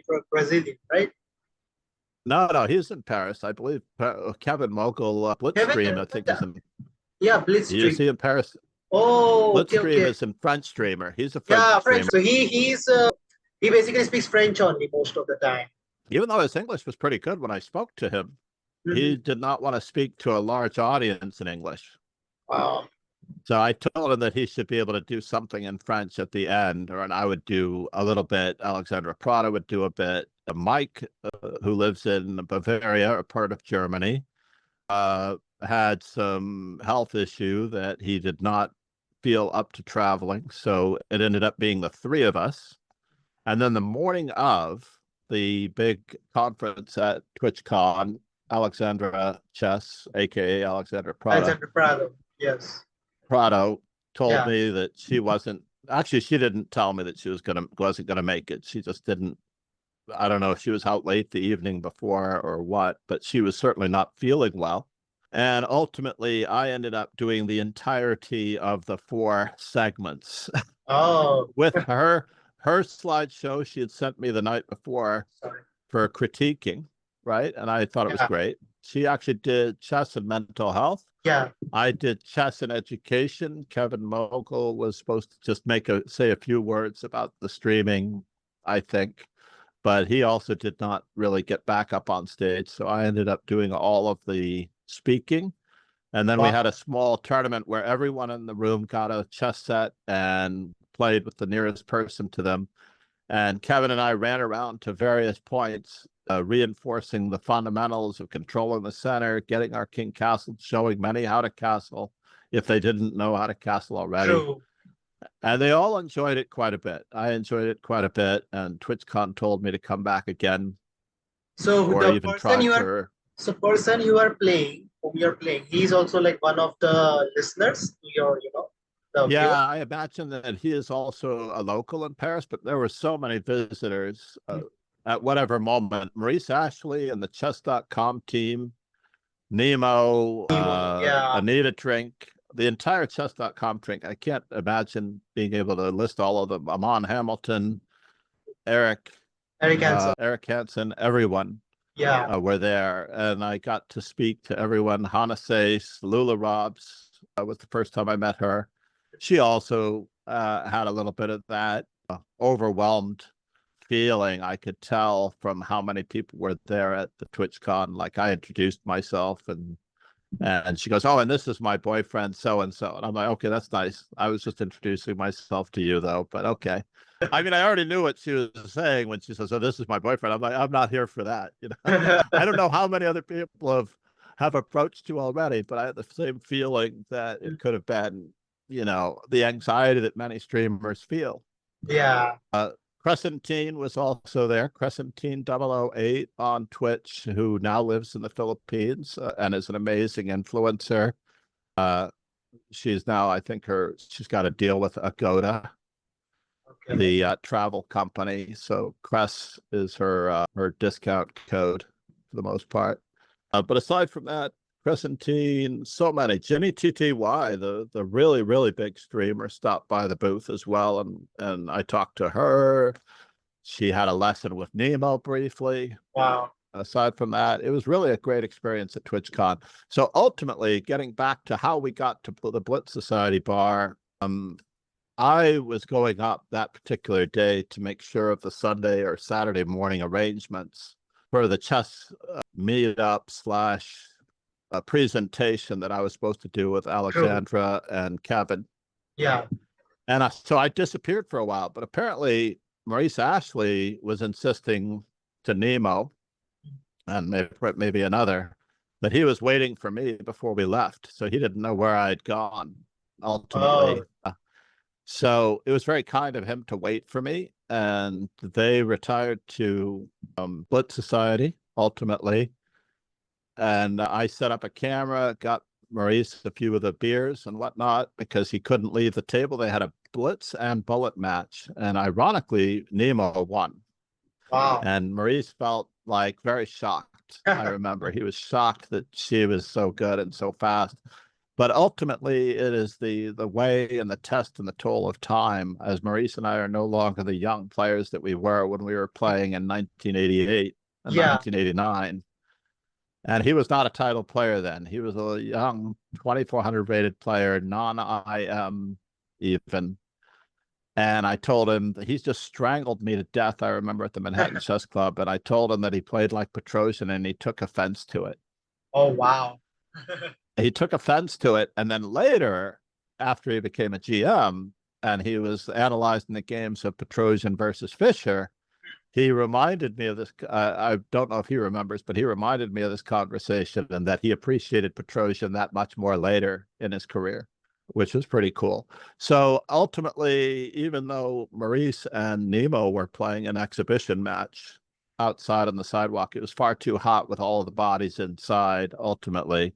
I later began playing all comers, continuing to drink nonstop until I don't remember how I got back to where I was staying, but I do know that I played countless of individuals over the time, and many of them followed me at the time, and many of them are still stop in every now and then. I think I played maybe 40 or 50 different people over a period of time. That's a lot. That's a lot. All night long. And it was just a beautiful thing. Absolutely. A lovely split society bar. Highly recommended that everyone Absolutely. visit for at Whenever, least a short period of time. that's my dream. Like whenever I go to Paris, that's like I want to, I want to really visit this place. Even though I don't drink, but at least I will have some company. Like No, you could have soda. yeah, The interesting thing is that they don't charge for the chess. I told them that in New York City, if you play pool, you're paying $16 an hour. true. Right? Okay. Yeah. $16 an hour per person. Per person. Yeah. Per person. And if 5,000 rupees is $50, it's like very quickly you're spending 10,000 rupees for the evening. Absolutely. So basically, And for they're chess, not charging. Yeah, and they're not charging for the chess, but they charge a little surcharge on all of the beverages of the chess players, which is somewhat to make up for it. There's like a little surcharge here, a little surcharge there if you're playing chess. But aside from that, I didn't notice it. It was the same exact prices as anywhere else in Europe. Wow, my bar tab was the same, cheaper than New York. I was like, for as much as I had, it's also possible that people were buying me drinks and I did not register. wow, that's nice. That's the best part. That is the best part. I remember one fellow from another part of France, drawing a blank on it now. It began with MON. Maybe he was from, but he had taken care of my tab. I found out about it on an early afternoon. The first day I was there, I played with him for a while. I think I won almost every game for the most part. And then when I was about to leave, I found out that he had paid for my entire tab. Wow. So, yeah. That's nice. That was very nice, yeah, but I didn't really get a chance to thank him properly as he went back. He was from Nice, I think, originally. But yeah, it was quite a lovely place, Europe. Yes, here's a classic. So this is, can you describe this? This, I think you are teaching, right? This was some girl special, training session, right? This was a class for women's chess. Yeah, women's chess. At the end, you have Beatrice Marinello. Okay. Who is my ex-wife and FIDE representative for the United States. And next to her, Judy Shipman. Judy Shipman now lives on the West Coast and teaches and has written books on chess. In between the two of them, we have Tatiana, drawing a blank on her last name, but Tatiana later married a good friend of mine, Christopher Williams. So she was also around 2,000 strength. Everyone at this table is from roughly, on the right side of the table, is roughly 1,700 to 2,400 strength. Wow, nice. Ultimately, Beatrice was high 2,300s, I believe, at her peak. And on the right, we have Cindy Yee, I believe. She was on my amateur team championship at whatever moment. And to the left of me, to the right of me, closest on the left, is Grandmaster Joel Benjamin's mother, Phyllis Benjamin, who's no longer with us. Oh, But Phyllis Benjamin was not quite or less than 1,500 in strength, but she had an unbounded enthusiasm for playing chess. And this was at the Manhattan Chess Club, probably around 1989, wow. So do you? 1988, So are you still? 1989. So are you still in touch with any of them right now? Unfortunately, no. I mean, aside from Beatrice, who is very active in chess, no, we're still very good friends, Beatrice and I. Phyllis in the red is no longer with us. Tatiana, I don't believe, plays chess anymore. Judy Shipman has a little one and has, for the most part, settled down.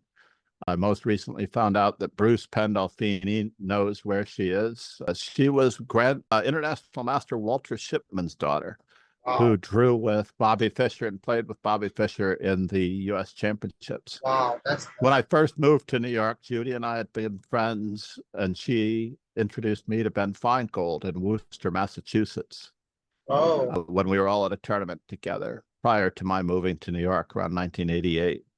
Yeah, this is really pretty cool. Nice photo. Nice photo. These tables, yep, yes. And here is Johnny Hector, Swedish Grandmaster Johnny Hector, and I are analyzing outside the Oslo the Chess Club. I'm just going to say that on the main thoroughfare.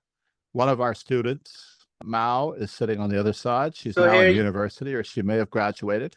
So here you are analyzing a game, I'm sure.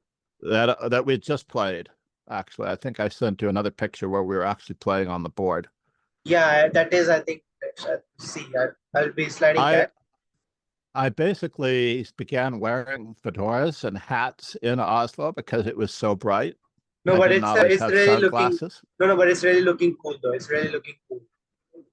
Yeah, it was those days that I began wearing fedoras because if you're wearing a hat like this, you don't need an umbrella. Yeah, it's always the weather is hit and miss in Norway. I think like in Iceland, if you don't like the weather, just wait 5 minutes. It will change. No, but it's really looking. The hat is really looking cool though. Like really. So they have they have an outdoor terrace where we put up the tent. I helped put up the tent for a couple of years in a row. I wasn't always there for the putting up of the tent, but I had a chance to help construct the tent. They provide meals. There's a kitchen to the right of me, to the right of the photo. Okay. Where everyone eats lunch outside while the tournament is going on. And I think in the background, if I see, like there is rain also happening a little bit. Yeah, this particular afternoon, it's raining, absolutely. Yeah. So that's and Mark Hebden, Tiger Hillart Person, both played and lost to, I think, Mark Arnold back in the when he played the year before. I think it was a year or two before this, maybe a few years before this. But Mark Hebden I saw every year, and we became very good friends. He would always be on one end or the other, taking advantage of the smoking areas. So you are still in contact with him? Johnny Hector? Hector. Well, Mark Hebden, I actually had him coaching Mark at the World Junior, I believe. I'm trying to remember whether it was in Hungary or if it was in France. But yes, I also connected Mark with because Mark didn't want to do, this was all prior to COVID, of course. I'm sure everything has changed to a great extent with COVID. Everyone learned how to do chess lessons online during COVID. But prior to that, he didn't want to do any remote teaching. Tiger Hillart Person was admitted, that obviously we're no longer as much as easily in touch, but Ron Hay, among many of our chatters, and I have so many lovely people in the morning chat, like Lauren J.W. and Paul 1E4, who come in all the time on a regular basis and also elicit these stories from me. Ron Hay in the Vaho Chess Club in Sweden has a chance to interact with Tiger and others who still remember me. I wasn't sure if Tiger remembered me from a decade ago, but apparently he does, and he had his stories. Okay, so John, you shared a wonderful story about your, moments with Johnny Hector, and while you were analyzing the game with him. So, was this the game which you both were analyzing? Yes, it was a very creative line. We all if you don't know Johnny Hector, he is an incredibly creative grandmaster. He finds brand new lines in all ways, shapes, and forms. Mm-hmm. It is very impressive that he is able to do what he does, especially being an older GM now. But this particular photo is taken. You can see that I'm wearing shades to a certain Yeah. extent in Oslo. It is 22 hours of really bright daylight for the most part. It dims a little bit in the wee hours of the morning.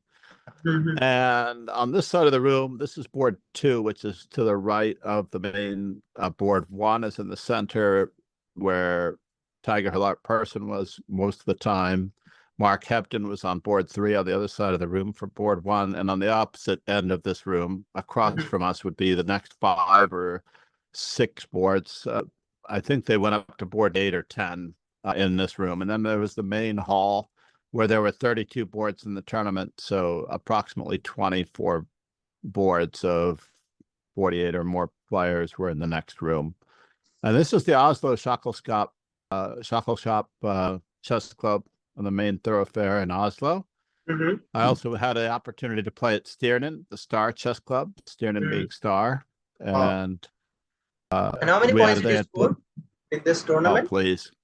I believe that I was always roughly even out of 9 rounds, roughly 4.5 each year. I think I had one year where I was a little less than half. I think I scored 4 points, but I was happy to be in the middle given the amazing talent that they had among the young players. Another cool story, ironically, was when I was in the main room and I had my head buried in my hands, analyzing the position, and my opponent tapped me on the shoulder and pointed out that Magnus Carlsen was looking at our students' games in the one part of the room. So he just wandered in, and he was observing the games. So I immediately reached over, turned on my phone, now in the middle of my tournament game, went over and got the student, well, at least one student, and Magnus Carlsen and Arjen Tari, who I had known in this tournament actually from the early 2010s. Wow. He had played when he was probably 8, 9, or 10 years old. He and I are still good friends. To take a photo just outside the playing hall. And then I returned to the playing hall after the photo with my phone turned off and my game. And then now I remember this was June of 2016 that particular incident happened, because when the fellow came to New York, he greeted me, "John, how are you doing?" And he goes, "You don't remember me, but I was the one with whom you were playing when you turned on your phone in the middle of our tournament game." And then I realized that I could have lost the game immediately had he said anything. Right? I would have lost my game for having my phone turned on. Oh man! I know that we drew the game ultimately, but of course I remembered him, and I couldn't even believe that I did that. I wasn't even thinking. All I thought of was Magnus Carlsen, the students, and taking a picture. I wasn't thinking about my own game as usual. And I think you would ask me about that as far as my playing career. I think since roughly at some point after 1990, I'd already become a master, and my playing career and/or were secondary to the students. Almost everything I do is for the students or for teaching purposes, and now partly for streaming purposes, like trying to help those who come into the stream or who regularly play in our dojo online. Yeah, that's true for sure. So I don't even think about playing. We got a nice beer. That is a beer, right? Yeah, this is a local beer in Bergen, or in Oslo, Hansa. This is in Bergen, very close to midnight. It's probably about 10 o'clock at night. We're waiting for the midnight train back to Oslo. The midnight train, my co-teacher, organizer, Sophia Road, had gotten a sleeping car for herself, which did not work out. Apparently, she couldn't sleep in the sleeping car because of the motion of the train. It was not that easy, she said. But I had a normal carriage, and I remember that we had stopped in various small towns along the way on the midnight train back, and there was a town called Ål. And if anyone is familiar with the word Ål, it is the Scandinavian word for beer. We stopped in the town named Old to pick up passengers. As long as the word is Scandinavian, I'm happy. And I said basically, I stepped outside with the conductor and I looked around and he goes, "What are you looking for?" And I go, "I was looking for beer, actually." I thought there might be beer out here. And he thought that was very funny that we're stopping in the town of Old. Wow. And there is no beer to be had, obviously, as the train is always stopped to pick up passengers. This is a nice photo. But yeah, so that was one favorite all-weather blazers. It is a rather durable blazer, which I no longer have because it's its purpose in its day. But Great. it could, and before my beard went completely super patchy, I almost always liked having facial hair in general and looking more professorial. So this But is, yeah, it's quite lovely. is this like what you're playing a student? Is this a student? Yes, this is, we're coaching grammar and preparatory school. You can see that I'm an advocate of Chessable. This is during lockdown, right? COVID. It is shortly after lockdown, I believe. Because the kid is wearing mask, so I thought that maybe yes. Right, it's probably 2021, give or take. And we might be the first tournament after lockdown. Wow, that's nice. Where people have the option to choose to wear masks or not. I was happy that this young fellow, for his identity, is wearing a mask. Yeah, absolutely. And aside from that, yeah, I love my coach's jersey. In fact, that's one of my favorite jerseys that we wear as coaches for the team. Yeah, that's a cool jersey, by the way, coach. I think that's the academy, right? Or what's the logo? Right. The lion. We have lions as our logo, the Grammar Lion, Grammar and Prep School. Also, what Hans Neiman was wearing when he exited our school after he graduated. He had an outdoor graduation that year. That was also around the time of this. It was around 2021. He had an outdoor graduation on Randall's Island, which is a river east of Manhattan.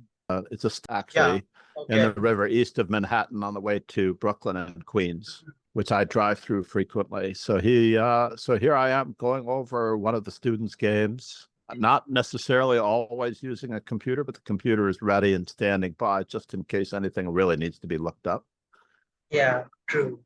That is a Chessable, like is that like what is that? A sticker? Like a laptop? They had a booth, I believe, at that national event, and I put. We had 3 of these laptops, actually, the ones that you can see there.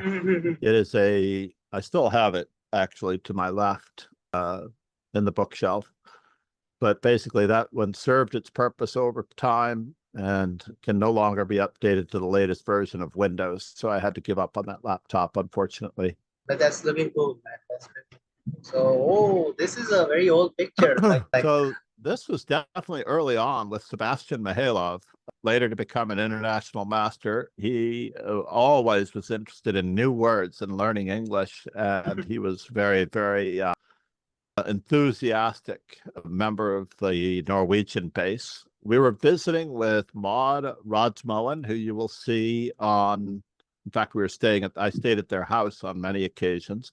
Maud Rodsmoen, who is on Take broadcast, is one of the moderators. Okay. She's not Kaya Snare. She is the other young lady.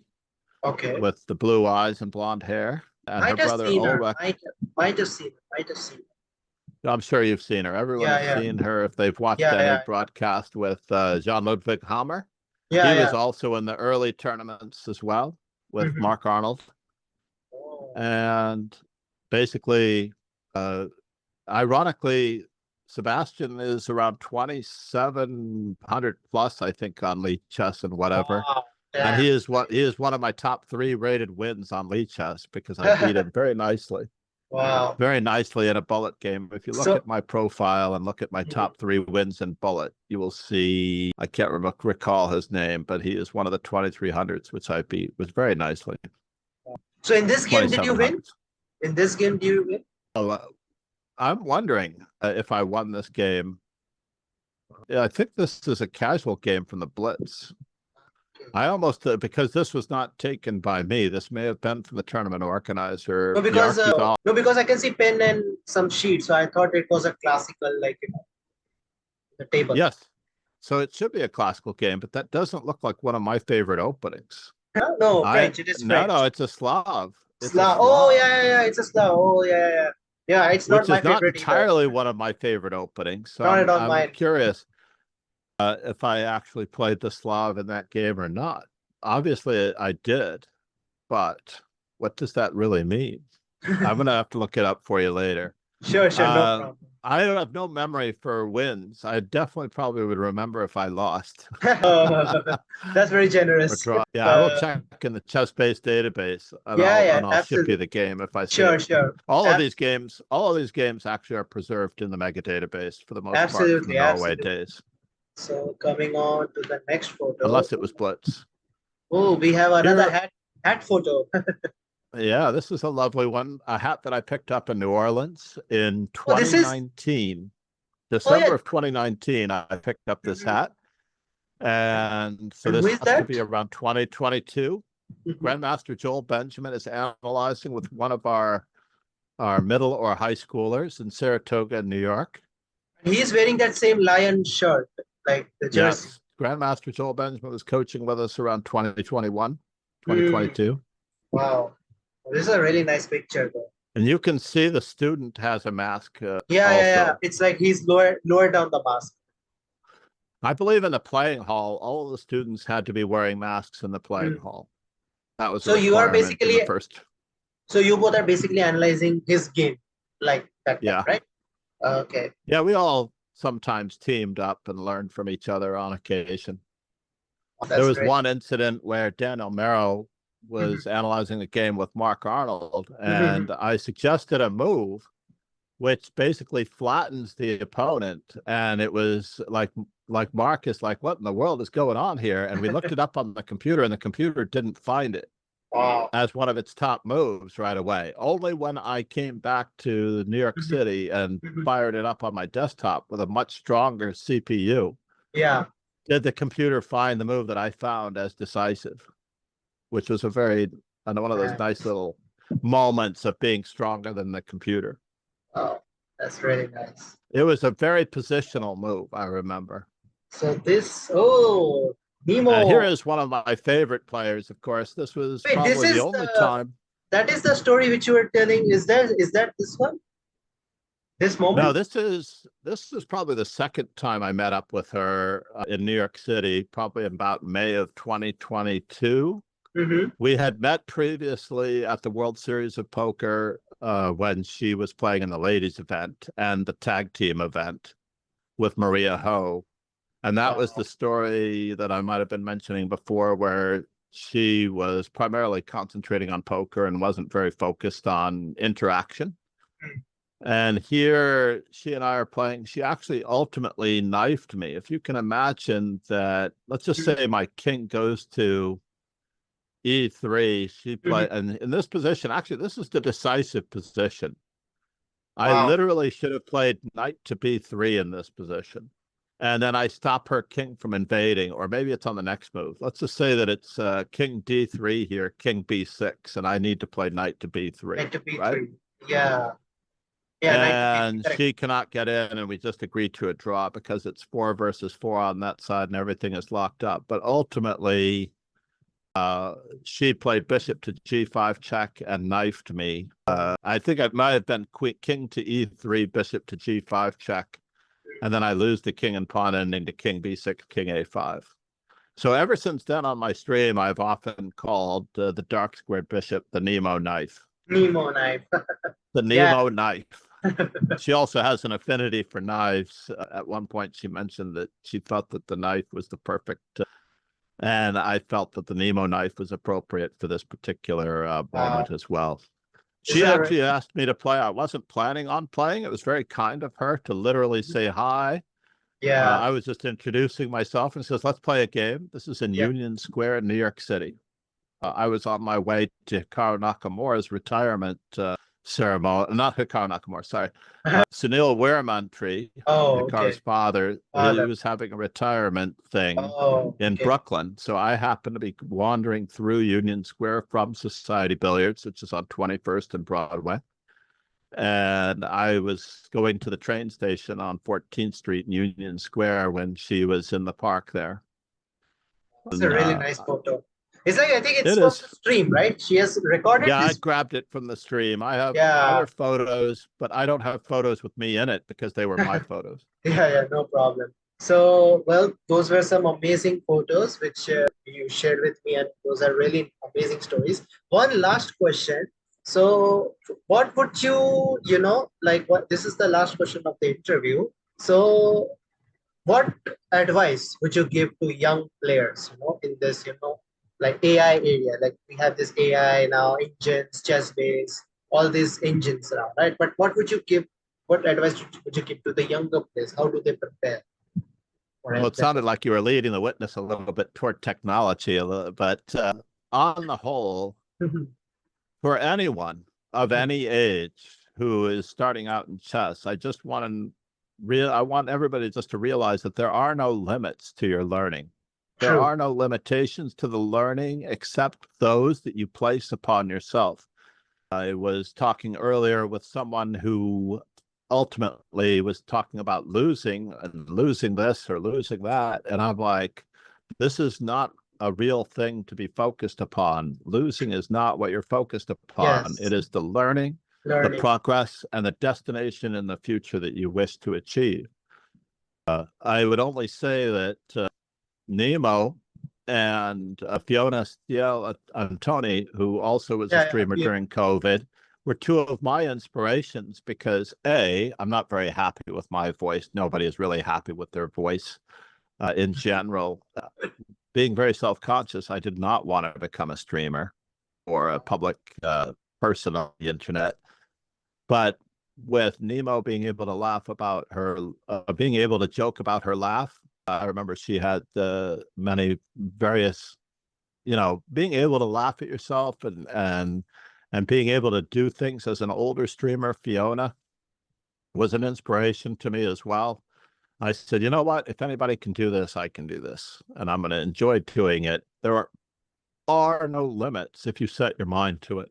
Your success is your own. Absolutely. Your own hard work and your own, whatever work you're Right. putting in, It's and not you're measured by anyone else. Your absolutely. successes and failures should not be measured by others. They should be only appreciated by you first, and you set your own goals and destinations and live up to those principles for yourself.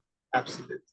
Thank you so much, John, for being on this show. And before we, end this, I want to request you for one blitz game with you on All leeches. right, fair enough. Fair enough? Okay, I might let need me to find you and friend you. Hold on one second. no, on leeches. Lee Chess, yes. Yeah, Tapesnu Twitch, yeah. Yeah, I or think so. 3+2. 3+0, let's do it. Oh, fine. I you'll don't you'll usually do zero. I hardly ever do zero increment. Okay, so Now, the funny part is when I talked to Jennifer Shahade, and she had taken several of I have numerous girls' national champions. And she said to me when she took one of my students from me, she said, "Oh, of course you played D4." wow, this is So a nice that's why your students play D4. I'm like, no, I don't think you understand what's going on. I play all the openings. It's not that important. Oh, Oh, I blundered the pawn. Oh no. well, there are Maybe several not. key moments. Now, Or I maybe blundered a not. piece. Oh, that's what you got? Like, uh, you got A some bit of play for it. We'll see what happens.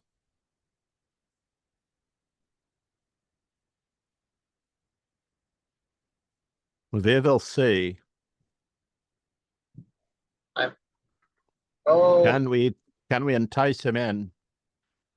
Come on down. You're the next contestant. Maybe you can do this. Darn it. I didn't calculate both captures the right way. Fair enough.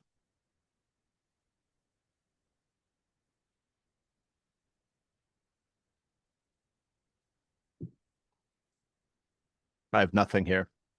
You got me, sir. I don't know. Let's find out.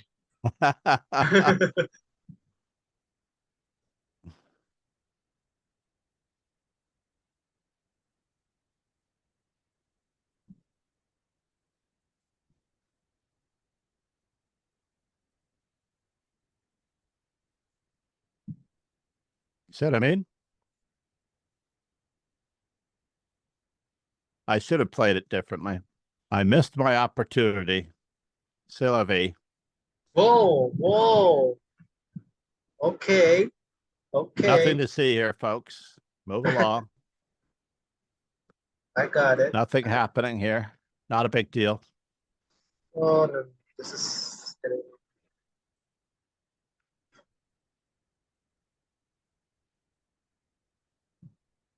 Is that true? I don't know.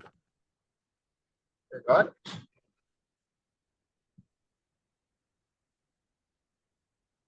What? Am I getting mated? Oh no. Nah, Oh, not getting mated. Or a drop.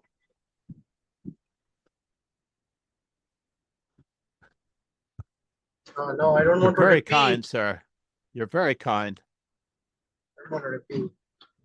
Oh no, I lost my queen. You didn't Ah, lose your queen. I don't understand the word loss.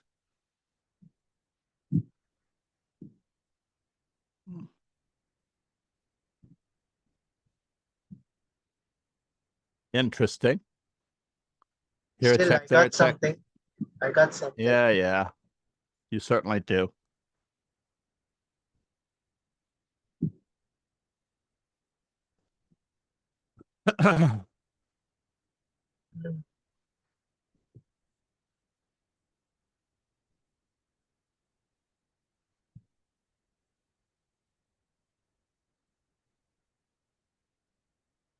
Where are you headed here, sir?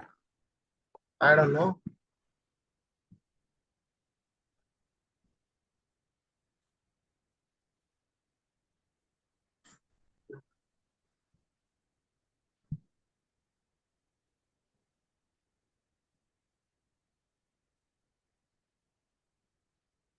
I think I have some fortress.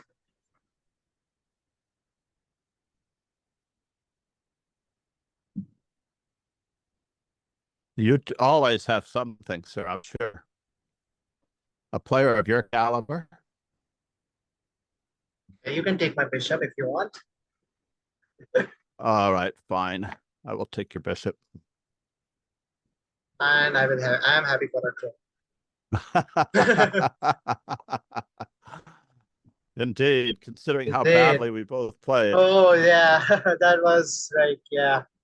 So the So funny part was that this game is supremely instructive as to your absolutely. awareness of the control of the center. I just want to include a smidgen of a lesson because almost everybody forgets why they put their pieces on certain squares.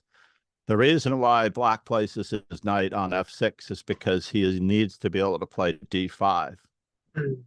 So on the first move, oh yeah, I'm sorry, you were sharing a screen.